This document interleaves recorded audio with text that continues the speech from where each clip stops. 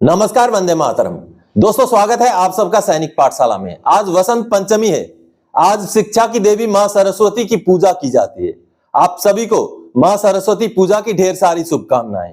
दोस्तों, आज के इस वीडियो में 8वें पे कमीशन का महा प्रपोजल सामने आया है, उसको लेके आया हूं। इस महा प्रपोजल को सामने लाने के लिए, इसको बनाने के लिए काफी समय मुझे लगा है, काफी मेहनत करना पड़ा है। इसलिए आगे हर एक पॉइंट को समझिएगा।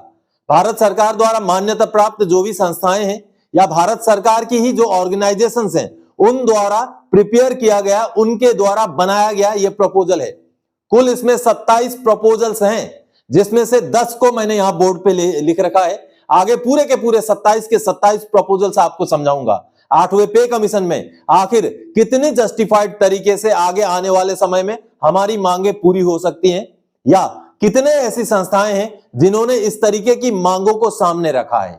भारत सरकार की एक बड़ी संस्था है जेसीएम, जॉइंट कंसल्टेटिव मशीनरी, जिसका एक स्टाफ साइड होता है, एक सरकार का साइड होता है। तो स्टाफ साइड द्वारा प्रिपेयर किया गया जो प्रपोजल है वो अहम प्रपोजल है। इसी तरीके से भारतीय सेना का जो पे कमीशन सेल है, वो पे कमीशन को लेकर काम करता रहता है। उसने भी प्रपोजल तैयार किया है। तो उसके क्या प्रपोजल्स हैं?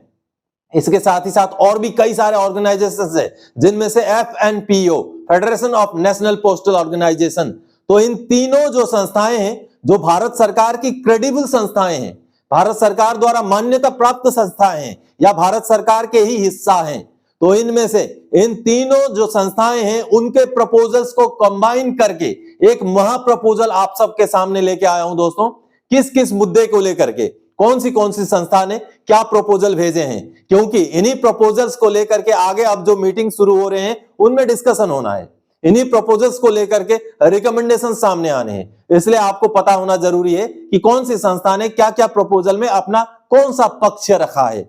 तो चलिए आगे बढ़ेंगे, पूरा बोर्ड में भी समझेंगे। आगे मैं आपको बकायदा 27 के 27 जो प्रपोजल्स हैं वो भी दिखाऊंगा। तो चलिए दोस्तों, लेकिन आगे बढ़ने से पहले हमेशा की तरह मेरा आप सबसे आग्रह है, अगर सैनिक पाठशाला चैनल का वीडियो आप पहली बार देख रहे हैं या अभी तक चैनल को सब्सक्राइब नहीं किया है, तो चैनल के साथ जुड़े रहने के लिए, इसका हिस्सा बने रहने के लिए, और आने वाले समय में 8वें पे कमीशन से जुड़ी या आपके फायदे से जुड़ी हर जानकारी को प्रॉपर रूप से पाते रहने के लिए चैनल को पहले सब्सक्राइब जरूर करें। क्योंकि सामने के आंकड़े देखिए, अभी भी बहुत सारे ऐसे व्यूअर्स हैं जो चैनल के वीडियोस तो देखते हैं लेकिन चैनल के सब्सक्राइबर नहीं है। तो आने वाले समय में हो सकता है उनके पास वीडियोस के नोटिफिकेशन ना पहुंचे। इसलिए आप इस नुकसान से बचने के लिए पहले चैनल को सब्सक्राइब कर लें। वीडियोस अच्छे लगते हैं तो दोस्तों के साथ शेयर भी करें और वीडियोस को हाइप जरूर करें। चलिए अब आगे बढ़ते हैं।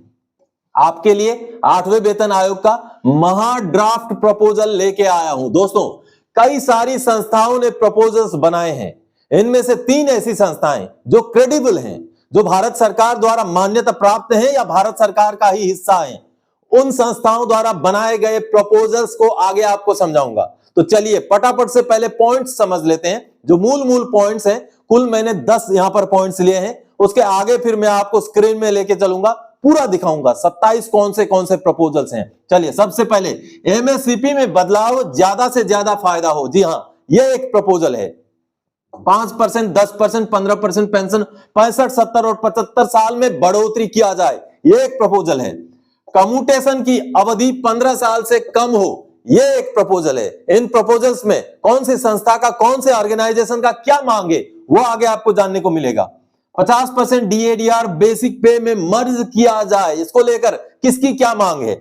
आगे इक्वल MSP चाहे 15,500 या 30,000, इसको लेकर के किसका क्या राय है वो भी आगे जानेंगे। सभी पे लेवल का 8 CPC का पे मैट्रिक्स किसने जारी किया है, ये किसके प्रपोजल में ये शामिल है। आगे फैमिली पेंशन में इजाफा हो, कौन क्या बोलता है इसके बारे में। आगे इसके साथ ही साथ फिटमेंट फैक्टर 2.86 से लेकर के 3.15 तक तय किया जाए, इसकी भी मांग है, वो भी आगे प्रपोजल में समझाऊंगा। अगला दोस्तों, फैमिली यूनिट को मौजूदा 3 पॉइंट से बढ़ाकर 3.6 या 5 पॉइंट करना, यह भी बड़ी मांग है। इसके साथ ही साथ पे लेवल 1 to 2, 3 to 4 या 5 to 6 मर्ज करना। दोस्तों, जी हां, यह भी प्रपोजल है। तो कौन सी संस्था का क्या प्रपोजल है, मैं लेके आया हूं दोस्तों, जेसीएम यानी कि जॉइंट कंसल्टेटिव मशीनरी का प्रपोजल। ये सामने आप देखिए, संसद के अंदर भारत सरकार ने इस प्रपोजल को जो है संसद के पटल में रखा था। ये प्रपोजल, इसके बेस पर आगे जानकारी दूंगा। इसके साथ ही साथ जो भारतीय सेना ने भी, पे कमीशन सेल ने भी एक प्रपोजल बनाया था। ये सामने वो प्रपोजल देखिए, इसमें भी बहुत सारे मुद्दों को जो है प्रपोजल में सम्मिलित किया गया था। आगे इसके बारे में भी आपको कंबाइंड प्रपोजल में जानने को मिलेगा। इसके साथ ही साथ FNPO ने जो अपना प्रपोजल बनाया था, लंबा चौड़ा 60 पेज का प्रपोजल जो आप सामने देख पा रहे हैं, इस प्रपोजल में बहुत सारी चीजों को जस्टिफाइड तरीके से, बारीकी के साथ पूरी चीजों को जो है इंक्लूड किया गया था 8वें पे कमीशन के प्रपोजल में, जिसमें पे मैट्रिक्स से लेकर के मिनिमम पे, मैक्सिमम पे और फिटमेंट फैक्टर तक का जिक्र था। जस्टिफाइड तरीके से आगे प्रपोजल बनाया गया था। तो इन तीनों प्रपोजल्स के बेस पर आज का ये महा प्रपोजल मैं लेके आया हूं। चलिए आगे मैं आपको कंप्यूटर के स्क्रीन में लेके चलता हूं, जहां इस महा प्रपोजल में तीनों संस्थाओं ने कौन से विषय को लेकर अपना क्या पक्ष रखा है वो समझने को मिलेगा। तो चलिए देखते हैं।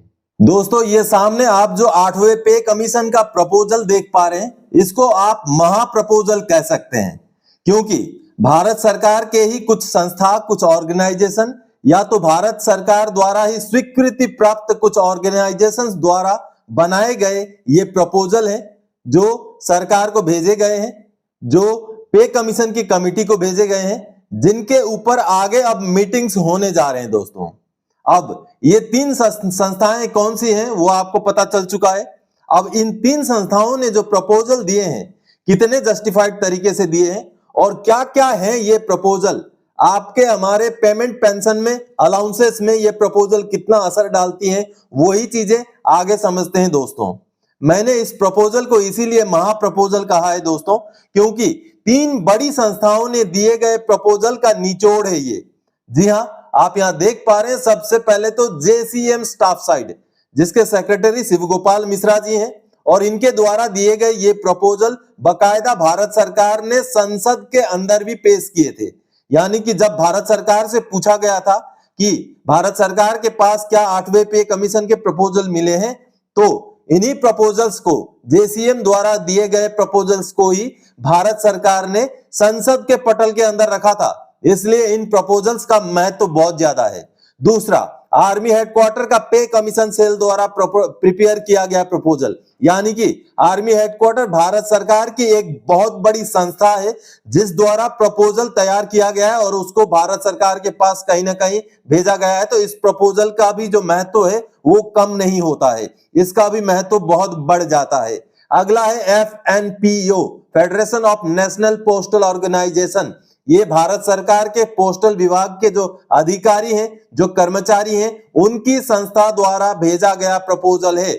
और ये जो प्रपोजल है ये NCJCM के ही एक जो मेंबर है, उन मेंबर द्वारा ही साइन किया गया प्रपोजल है, जिसको JCM को ही भेजा गया, स्टाफ साइट को ही भेजा गया है, और 8वें पे कमीशन में उसको सम्मिलित करने के लिए रिक्वेस्ट किया गया है। तो इन प्रपोजल्स का महत्व बहुत ज्यादा है। चलिए अब शुरू करते हैं। कुल 27 पॉइंट्स हैं। इनमें से सबसे पहला point, increase of family unit from existing 3 unit to higher number, यानी कि फैमिली यूनिट को बढ़ोतरी करना, जिसमें JCM की तरफ से इसको, यस जी हां, प्रपोजल में इसको डाला गया और 3.6 फैमिली यूनिट की मांग की गई है। आर्मी हेडक्वार्टर वाले प्रपोजल में इसका मेंशन, इसका जिक्र नहीं है, और FNPO वाले जो प्रपोजल है उसमें 5 फैमिली यूनिट की मांग की गई है। दूसरा प्रपोजल, मर्जर ऑफ लोअर पे लेवल टू हायर पे लेवल्स, यानी कि नीचे वाले पे लेवल को ऊपर वाले पे लेवल में मर्ज करने का जो प्रपोजल है उसको JCM ने बिल्कुल प्रपोजल में डाला है। Yes, proposed for merger of पे level 1 with 2, 3 with 4 and 5 with 6, यानी कि 1 को 2 से, 3 को 4 से और 5 को 6 से मर्ज करने का प्रपोजल JCM ने दिया है। आर्मी हेडक्वार्टर के प्रपोजल में ऐसा कुछ मेंशन नहीं है, FNPO में भी मेंशन नहीं है। तीसरा proposal, modification in the MSCP scheme. जी हां, यस, MSCP स्कीम में मॉडिफिकेशन का JCM ने जिक्र किया है। Modification with assured 3 upgradation proposed, यानी कि कम से कम 3 अपग्रेडेशन मिले, ऐसा प्रपोज किया गया है। और आर्मी हेडक्वार्टर वाले प्रपोजल में दोस्तों बिल्कुल किया गया है, और उसमें 3 अपग्रेडेशन 6 साल, 12 साल और 18 साल की सर्विस में मिले, या एक रैंक में 6 साल होने से मॉडिफाइड एश्योर्ड कैरियर प्रोग्रेशन का फायदा मिले, यह प्रपोजल दिया गया है। हूबहू वही मांग FNPO की भी प्रपोजल में दिया गया है। मिनिमम 5 की मांग की गई है, उन्होंने 5 जो है अपग्रेडेशन की मांग की है। 6 साल, 12 साल, 18 साल, 24 साल और 30 साल के अंतराल में जो है एक एक modification, modified assured career progression का फायदा मिले, MSCPS का फायदा मिले, ये उन्होंने मांग किया है। अगला इंटरिम रिलीफ। जी हाँ, जो JCM ने इंटरिम रिलीफ की मांग की है, आर्मी हेडक्वार्टर और FNPO के प्रपोजल में इंटरिम रिलीफ की मांग नहीं है। Merger of DADR immediately with basic before 8 CPC, 8वें पे कमीशन से पहले DADR को बेसिक में मर्ज करना। जी हाँ, ये मांग किया गया JCM की तरफ से, आर्मी हेडक्वार्टर वाले में मेंशन नहीं है। और FNPO ने भी 50% DADR को इमीडिएटली मर्ज करने की मांग की है। आगे rectification of 7 CPC anomalies before implementation of 8 CPC, यानी कि 8वां पे कमीशन लागू करने से पहले 7वें पे कमीशन की जो विसंगतियां हैं उनको दूर किया जाए, JCM ने मांग किया है। आर्मी हेडक्वार्टर वाले और जो FNPO का प्रपोजल है उसमें इसका जिक्र नहीं है। Commutation to be restored in less than 15 years, 15 साल से कम में कम्यूटेशन को रिस्टोर किया जाए। बिल्कुल JCM ने मांग की है कि 12 साल में इसको रिस्टोर किया जाए, बल्कि आर्मी हेडक्वार्टर और FNPO की जो मांग पत्र में या प्रपोजल में ये शामिल नहीं है। Increase of 5%, 10%, 15% pension in 65, 70 and 75 years of age. जी हाँ, जो 65, 70 और 75 साल में 5, 10 और 15% पेंशन बढ़ोतरी का जो प्रपोजल है वो JCM के मांग में है, लेकिन ये बाकी FNPO और आर्मी के मांग में नहीं है। Restoration of old pension scheme, ये FNPO के मांग में भी है और JCM की मांग में भी है, आर्मी हेडक्वार्टर वाले मांग में नहीं है। इंप्रूव फैसिलिटीज इन CGHS और increase in rates of FMA, यानी कि CGHS या ECHS की सुविधाओं में जो है इंक्रीज करना, उसमें सुधार करना और FMA के रेट में बढ़ोतरी करना, ये प्रपोजल जो है JCM ने है, आर्मी वाले और FNPO वाले में नहीं है। आगे increase of CEA hostel subsidy reach up to post graduation level and increase the CEA rates और हॉस्टल सब्सिडी रेट्स, यानी कि CEA को पोस्ट ग्रेजुएशन तक लागू करना और इसके रेट्स में बदलाव करना। हाँ, प्रपोजल JCM के में भी है, ये प्रपोजल दिया गया है, लेकिन डिटेल्स में आर्मी हेडक्वार्टर वाले में बताया गया है। और XYZ सिटी के हिसाब से CEA को Z सिटी के लिए 4218, Y सिटी के लिए 5485 और X सिटी के लिए 6116 मांग की गई है। वहीं हॉस्टल सब्सिडी की बात करें तो 12657 Z सिटी के लिए, 16454 Y सिटी के लिए और X सिटी के लिए 18352 रुपए की मांग की गई है। वहीं FNPO ने भी इस मांग को तवज्जो दिया है और प्रपोजल में डाला है CEA 4500, हॉस्टल सब्सिडी 13500 की मांग की गई है FNPO द्वारा। अब मॉडिफिकेशन इन मिलिट्री सर्विस पे MSP जिसकी हम मांग करते हैं, MSP का मॉडिफिकेशन के लिए जो JCM के मांग पत्र में, JCM के प्रपोजल में नहीं है, लेकिन आर्मी हेडक्वार्टर वाले में है। और आर्मी हेडक्वार्टर वाले में प्रपोज किया है जवानों को 12,000, JCOs को 18,000, MNS को 21,000 और अधिकारियों को 30,000। और FNPO के प्रपोजल में इसका जिक्र नहीं है। इंक्रीज अलाउंसेस ऑफ CAPF, यानी कि CAPF के तर्ज पर आर्मी वालों का भी जो अलाउंसेस है उसमें इंक्रीज करने को लेकर के JCM में प्रपोजल नहीं है, आर्मी हेडक्वार्टर के प्रपोजल में इसको प्रपोज किया गया है, FNPO में नहीं है। Abolish X group Y group and implement skill based upgradation, यानी कि X ग्रुप Y ग्रुप को हटा दिया जाए, एक ही ग्रुप बनाया जाए और साथ ही साथ जो अपग्रेडेशन है, जो फाइनेंशियल बेनिफिट है वो स्किल के बेस पे किया जाए, किसी की काबिलियत के बेस पे किया जाए, जो JCM के जो प्रपोजल में कोई जिक्र नहीं है, आर्मी वाले में इसको प्रपोज किया गया है और FNPO में भी इसका जिक्र नहीं है। डायरेक्ट एंट्री JCOs JCM में कोई मांग नहीं है, आर्मी वाले में प्रपोजल है और FNPO में भी इसका प्रपोजल नहीं है। इंक्रीज इन फैमिली पेंशन में बढ़ोतरी को लेकर के तीनों संस्थाओं द्वारा इसको प्रपोजल में डाला गया है दोस्तों, क्योंकि फैमिली पेंशन में इंक्रीज होना बेहद जरूरी है, क्योंकि जो पेंशनर की मृत्यु हो जाने के बाद family pension, ordinary family pension normal rate में 60% में आ जाता है, तो उसको कहीं ना कहीं कंटिन्यू रखने की ये मांग है। चलिए, automatic fixation of the best beneficial option, यानी कि जब प्रमोशन हो जाता है या जब पे कमीशन लागू हो जाते हैं तो ऐसे में जो ऑप्शन चुनना होता है कर्मचारी को, वो ना चुनने की वजह से या गलत चुनने की वजह से उनको फाइनेंशियली नुकसान हो जाता है, तो ऑटोमेटिकली जो भी उनके लिए फायदेमंद ऑप्शन है उसका प्रावधान रखा जाए, उसका चुनाव खुद ब खुद किया जाए, ऐसा प्रपोजल किया गया है और ये आर्मी वाला प्रपोजल में है, FNPO और JCM में नहीं है।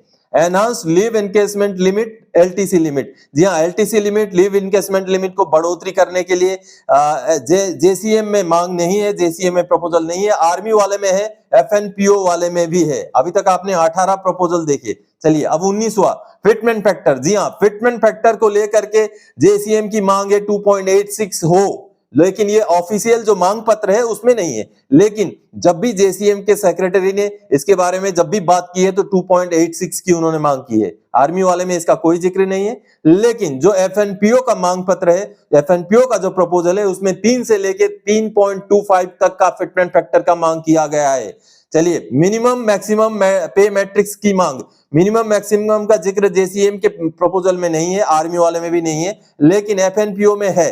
उन्होंने मिनिमम 54,000 रुपए और मैक्सिमम 8,12,000 रुपए पेमेंट का प्रपोजल भेजा है। प्रोपोज पे मैट्रिक्स प्रिपेयर्ड फॉर ऑल पे लेवल्स, सभी पे लेवल के लिए पे मैट्रिक्स प्रिपेयर करके भेजना, जो जेसीएम ने नहीं किया है, आर्मी वालों ने भी नहीं किया है, लेकिन दोस्तों एफएनपीओ ने किया है। इन्होंने सभी पे मैट्रिक्स का पूरा पे लेवल के हिसाब से पे मैट्रिक्स तैयार करके भेज दिया है। अगला date of effect of 8CPC, 8वां पे कमीशन का कब से लागू हो, इसका जो है जिक्र जेसीएम ने किया है। Proposed the 8CPC must implemented from 1 जनवरी 2026, उन्होंने बोला है कि 1 जनवरी 2026 से जो है लागू होना चाहिए। आर्मी वाले में इसका जिक्र नहीं है, लेकिन एफएनपीओ वाले ने भी उसी तरीके से बोला है कि लागू होना चाहिए 1 जनवरी 2026 से। इंक्लूजन ऑफ ग्रामीण डाक सेवक इन 8CPC, ग्रामीण डाक सेवकों को 8वें पे कमीशन के दायरे में लाने के लिए जेसीएम वाले में जिक्र नहीं है, आर्मी हेडक्वार्टर के आर्मी पे कमीशन सेल वाले में जिक्र नहीं है, लेकिन एफएनपीओ वाले में इसका जिक्र है। रिटेनिंग ऑफ अलाउंसेस, जो भी अलाउंसेस हैं उनको बरकरार रखा जाए, ऐसी मांग एफएनपीओ ने की है, बाकी दो संस्थाओं ने नहीं की है। आगे कुछ इंक्रीज इन मॉडिफिकेशन इंक्रीज, बढ़ोतरी या तो बदलाव किन में, ट्रांसपोर्ट अलाउंस में, डेपुटेशन ड्यूटी अलाउंस में, डेली अलाउंस में, ओवरटाइम अलाउंस में, ट्रेवलिंग अलाउंस में, रिस्क एंड हार्डशिप अलाउंस में, नाइट ड्यूटी अलाउंस में और हाउस रेंट अलाउंस में, इन अलाउंसेस में बढ़ोतरी या इनमें मॉडिफिकेशन की मांग की गई है। पार्टली मेंशन, कुछ का मेंशन किया गया है जेसीएम के उसमें भी, कुछ में, इनमें से कुछ का जो है मॉडिफिकेशन की मांग की गई है, प्रपोजल है। आर्मी वाले में भी इनमें कुछ में से जो है प्रपोजल है, और सभी के सभी का जो है बढ़ोतरी या मॉडिफिकेशन की मांग एफएनपीओ के प्रपोजल में किया गया है दोस्तों।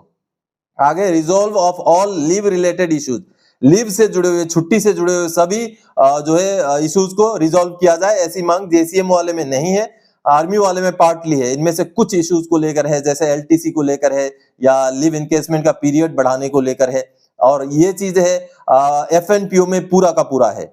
Special demand for women employees, women employees के लिए स्पेशल डिमांड, ये जेसीएम में नहीं है, आर्मी वाले में भी नहीं है, लेकिन एफएनपीओ वाले में इसका प्रपोजल है। तो मोटा मोटा दोस्तों तीनों संस्थाओं द्वारा जो प्रपोजल प्रिपेयर करके भेजा गया है उसका पूरा निचोड़ यही है जो आप सामने देख पा रहे हैं। कुल मिलाकर के लगभग हर पॉइंट में हर एक संस्था ने अपनी कुछ ना कुछ एक मांग रखी है। तो ये था दोस्तों महा प्रपोजल, जो 3 संस्थाओं के प्रपोजल्स को कंबाइन करके कौन से प्रपोजल पर या कौन से पॉइंट पर कौन सी संस्था का क्या मांग है, वो सारी चीजें इसमें इंक्लूड करके मैंने आपको समझने के लिए आसान हो इसलिए ये कंबाइंड तरीके से प्रपोजल बनाया। इसको बनाने में समय लगा, इसको बनाने में मेहनत लगा, लेकिन फिर भी आपके लिए मैंने ये प्रपोजल बनाया ताकि आपको पता चल सके कि 3 बड़ी संस्थाओं में से कौन सी संस्था का क्या मांग है, कौन से पॉइंट को लेकर, कौन से विषय को लेकर कौन सी संस्था ने क्या राय दी है या क्या मांग प्रस्तुत की है। तो दोस्तों आज के इस वीडियो में 8वें पे कमीशन से जुड़े हुए इसी महा प्रपोजल को लेके आया था। आगे और कोई जानकारी दायक आपसे सरोकार रखने वाला विषय लेके मैं फिर से हाजिर हो जाऊंगा। तब तक के लिए जय हिंद दोस्तों।